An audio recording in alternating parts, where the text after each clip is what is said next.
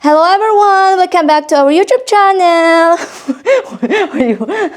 So, pupunta pala kami ngayon sa Peacock Frozen Food kasi bibili kami ng mga kakailanganin namin. Pagkain namin, of course. And also, baka bibili din kami ng cake for Christmas. Grabe, ang lapit na ng Christmas. Are you excited, guys? Kasi first time namin mag-celebrate ng Christmas dito sa France. And ginagawa mo si Chloe.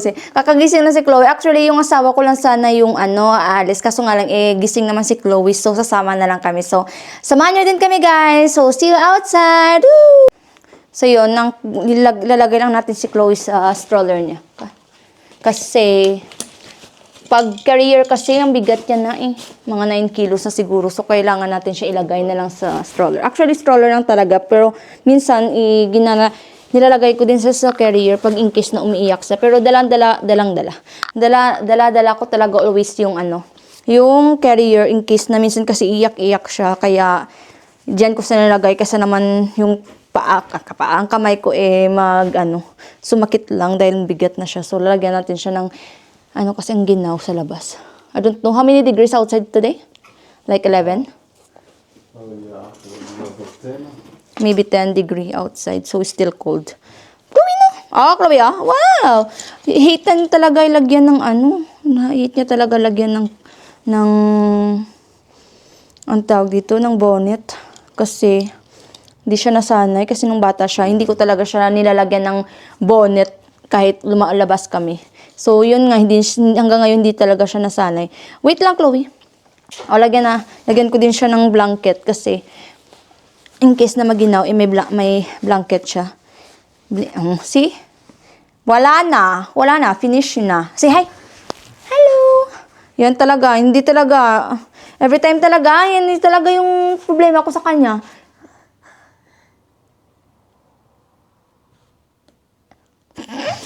Bigyon. Okay. Alis kami sa labas. Grabe yung windy ngayon. Yung asawa ko nauna na. Grabe yung yung zone, clear sky dito, medyo makulimlim. Grabe yung kawawa si Chloe kasi sobrang grabe. Parang tatangayin ako ng hangin, hindi ko. Poor Chloe. Well, she's okay. Doon may rainbow. Medyo kasi doon wait, napakita ko sa inyo. Doon medyo siya makulimlim, medyo dark. May rainbow, ito makikita niyo yung rainbow. Pero hindi siguro makita. So ito pala yung cart na usually ginagamit dito sa France and other Europe siguro. Yan, dyan nilalagay yung grocery. Yan there's a rainbow Doon may rainbow Doon tayo makikita niyo. Grabe, first Christmas namin dito. Iba talaga yung Pasko sa Pinas. So last year, yung asawa ko, ang bilis niya kasi lumakad. My husband celebrate Christmas and New Year last year in Philippines. I was experience in the Philippines, Christmas and New Year is quite different here in the Philippines. It's more calm here. It's more calm here. Kasi sa Pilipinas, ang ingay, ang daming sound system. In the Philippines, there's a sound system, right? Ang ingay kasi nung last year, si Chloe, 1 month pa lang. Kawawa si Chloe. Doon lang sa room. And also, sa New Year, nagpabili kami ng paputok. Pero ngayon, hindi dito kasi hindi uso yung paputok. I mean, maybe sa Capitol, parang government siguro, yun na make fireworks. Pero usually sa mga subdivision dito, walang nagpapaputok ganun. Kasi bawal dito. Sa Pilipinas, meron pang mabibiling mga paputok. Dito wala talaga. So far, yun nga. Hopefully next year, mag-celebrate kami dun sa Philippines again. Kasi mamimiss ko talaga.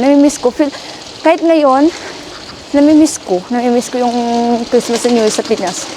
Diba? Iba talaga. So malapit na kami. Malapit na kami sa Peacock Bernier. Si Chloe nagpalagay na ng bonnet sa ulo niya. Dito na kami. Yan, Peacock.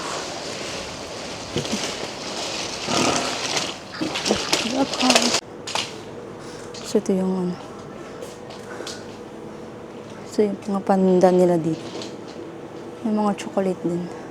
There's a, ano, house. France. Yeah. Bonjour. Okay, at least it's different, you know. Ah, yeah, sure. Yeah. Okay. Wala kaming cart. I mean, ito. Kailangan namin to. Kalimutan na yung master. Ay, la. Supposed to be at the back here, ba? Can you pull?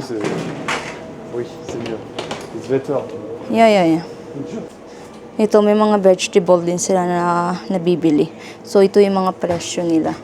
Mga merong 2 euro, na 3 euro, 4 euro. Actually, good na kasi ang dami naman nila. Ang dami naman sa isang pack. Ito yung mga carrots, vegetable. Ito, may mga freezer na avocado din. Ito, mga vegetable din. So, if gusto mo ng mga frozen na vegetable, available sila. Good kasi affordable lang naman dito. Yung mga 1 euro, 3 euro. Ayan. Ang asawa ko nandun na. Yan, ito meron din na pwede mong i-heat lang, iluto ka agad. Diba ang good? Ito may mga soup din, ilalagay mo lang sa pot at iintayin mo lang hanggang maluto. No need to, effortless na talaga, effortless. Ito, na-try namin yan, ang pangit ang lasa. Ito, meron din mga meat. Wing! Ayan, kumuha ng asawa ko, si Chloe. Parang aalis sa kanyang lungga. No! Don't fall. So, may mga fries dyan, oh. And this, ito, may mga, may mga veggies din. Well, we have steak. We have steaks. Okay. Sa kanya, palaro-laruin para magpahimik sa kanyang lungga. Ito, may mga isda din sila. Pero hindi katulad sa Pilipinas. Ito kasi parang, what is this? It's like a tuna, no? It's like a tuna. It's not a tuna. Je sais pas. Filet de flétan. It's a flétan. I don't know why it's flat. So, it's kind of expensive din. 17 euro, 11 euro. Fish is expensive here. May mga isda. Walang bangus. May isda. May salmon. May expensive yung Ito, may mga shrimp din sila dito. Yung seafood nila is expensive. Pero affordable lang naman kung mga 10 euro. Ito, mga isda din to. Here, love, oh. Maybe we can try some here, oh. Ano ba ito? Well, it's about the Same. Small. Yeah, this one. Like a biscuit. 8 rolls à la raquette. It's like cheese rolls. Yeah, cheese rolls. Je sais pas. If you Let's try. raclette is a cheese. Remember raclette. Remember with my parents. True. Potatoes and cheese. And it's made of this cheese. The same cheese as in my parents. How many pieces? 8. 8 pieces. Well, just try. Ito may mga pizza. Good kasi yung pizza is affordable din. 3 euro. Magpo 4 euro. It's not really pizza. It's not pizza, but it looks pizza. It's a tarte. Tarte. We never tried that. No. What is this? This looks masarap. Let's try now. Beef and cheddar. Yeah. Perfect. Yan. Let's try this. Yan. Ang sarap nito. Let's get one lang. Buko na mong gulo. So, ito si Chloe. Chilling. Hello! Say hi. Hello! Meron din mga dito, mga easy to cook. It's easy to cook, right? Ito yung usually kinakain ko. Yan. Macaroni. Let's get 2 lang. It's not macaroni. But this is the... Yeah, that's what you call macaroni. Yeah, it's macaroni. It's same na macaroni na yapon. It's macaroni. This is same spaghetti. I want to get this one. C'est spaghetti à crochet? No, it's different. This Let's try. How much is this? Ito mga din. Niya ng carbonara nila ba? I think it's carbonara, right? Carbonara ni Love. This is carbonara. Carbonara, Kinda. truffe blanche d'été. Non, c'est un carbonara à toi là. How much is it? It's like with mushroom. Let's try that. Wow. Ah, this Labo. This is what we, this, oh. Yeah. Let's get this. Yeah. Ito kasi masarap to eh. Lagay natin dyan. Ouais. Masarap ah, cheesecake ah. How did you know that I don't like cheesecake? Je sais pas, you never. Want to try this? Huh? It's okay. Huh? For Christmas, ganyan lang. It's one thing. Hindi, occasionally lang man. Oui. Exceptional. That's all ah. Exceptional. That's all na. Kasi wala na kaming Here, that's makes you crave. interested.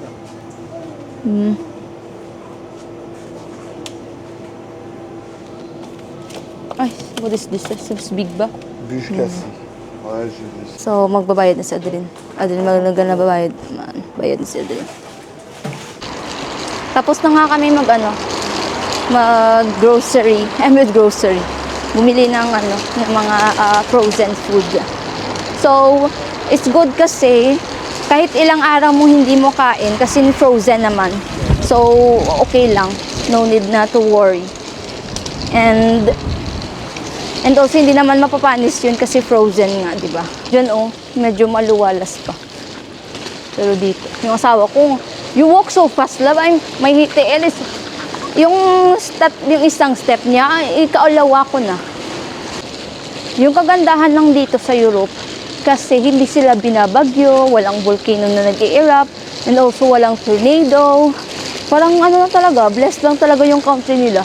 Sa Pilipinas kasi ang daming mga ganap eh. Maraming bagyo. There's no hurricane here. So yun.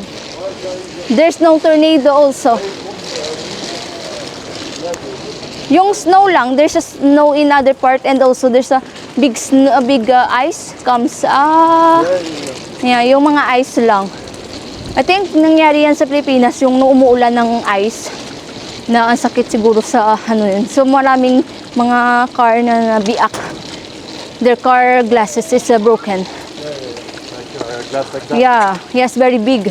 Yun lang. I think that's the only thing. But there's no typhoon, there's no tornado, there's no other. But at least the houses here is very strong. Yun lang, kahit mahangin, yung bahay nila kasi very thick. So, that's good.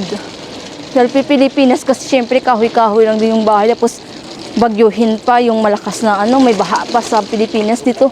I don't know if there's a flood here. Is that happened here? Flooded. Yeah, meron din. True, because I remember that I saw some news. And also, I have a teacher na nag-message sa akin na kinamusta ako kasi binaha daw ang France. Pero dito sa amin sa Toulouse, wala naman baha.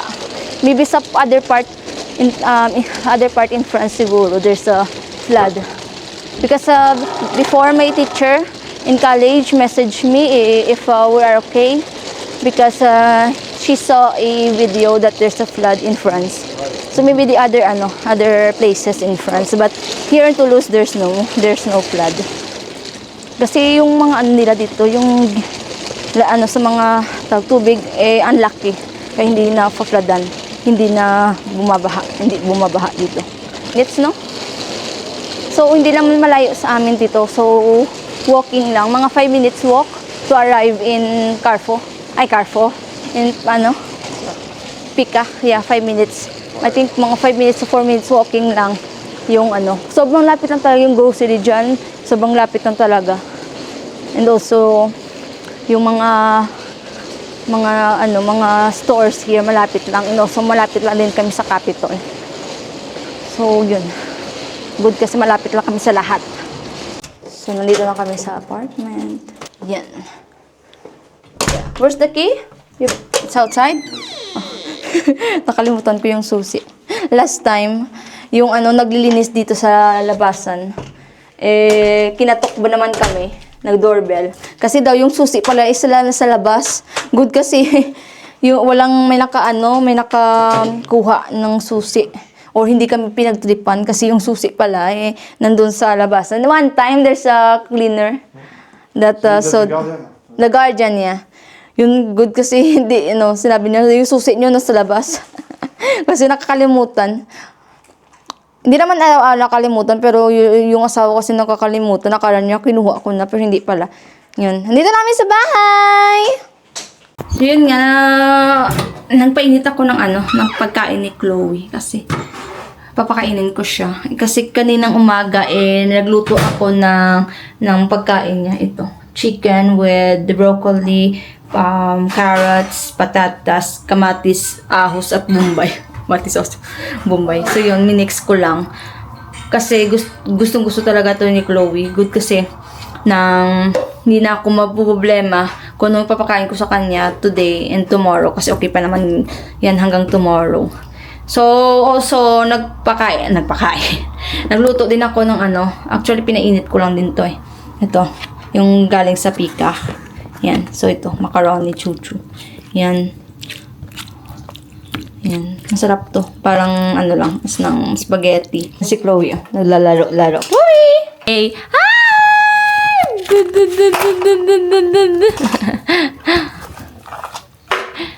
Grabe, marunong to sumayaw si Chloe. Na! So, yung asawa ko, nagluto ng parang dessert siya. Parang dessert. So, yung oras pala dito is magpa 5:30 na ng gabi. So, papanoorin ko lang si Chloe ng Miss Rachel. Para mas makafocus. Actually, before, hindi ko siya pinapanood. Kaso nga lang ngayon, gusto niya niyang tumayo sa chair niya. Kaya, pinapanood ko na lang siya muna ng Miss Rachel. Para magupo siya. And, kasi pag tumayo-tayo siya, baka madisgas siya. So, it's better na manood na lang siya muna ng Miss Rachel. So, yun, kain tayo. Good lang talaga na never talaga ako nahirapang pakain kay Chloe kasi kung ano ipiprepare ko, kinakain niya din. Ito yung paborito niya. Hindi ko na nilalagyan ng asin or anything kasi yung vegetable malasa na rin. So, nagugusto niya talaga. And also yung and round. Gusto niya talaga yung mga music. Oh.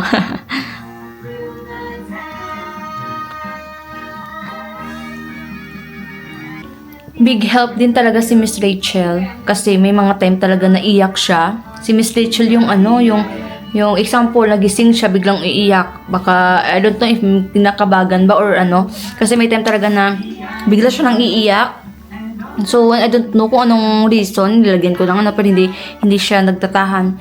And pag nilagyan mo Miss Rachel, yun, nasa stop na yung iyak niya. So, big help din si Miss Rachel sa amin. Although, hindi ko naman siya sinasanay sa TV. Minsan talaga, hindi mo talaga alam kung yung gagawin. So, yun. Open TV lang talaga. Pero hindi ko siya pinapasanay sa cellphone. Kasi mas, yung cellphone, parang mas masakit sa ulo siguro. And also, mabilis masira yung mata. So, ito yung, niluto ng asawa ko. Oh, I forget this one. Yeah. Masarap to. Yan. So, yung, what is called that? Cake. The cake. It's a chorizo cake. Chorizo cake and this. So, kain tayo. Chloe. Chloe din. Parang talaga. Parang butiki. Say hello. Hello po. Ayan. Kain tayo. Bon appetit. So, titikman natin. First bite. Oh. Thank you, love. Masarap.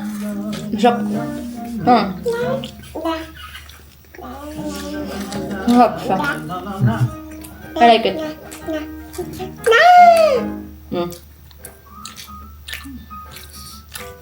May cheese. Parang tinapay siya na may cheese sa loob. And may, sesame seeds. Red sesame seeds. Kasi sesame seeds. Masarap po. Gusto ni Chloe yung mga bread dito. Bet na bet niya. French talaga si Chloe. 3 days na lang, Christmas na. So, mag-open gift yung mga pamangkin ko. Kami. Date ng 24. So, mabibideo call ako sa kanila. While nag-open sila ng gift. Parang ako na-excite sa kanila. You like it? You like it? Yung buhok niya. Napakatulis.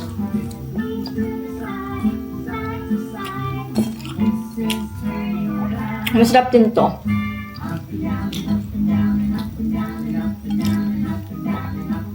Okay. Sarap.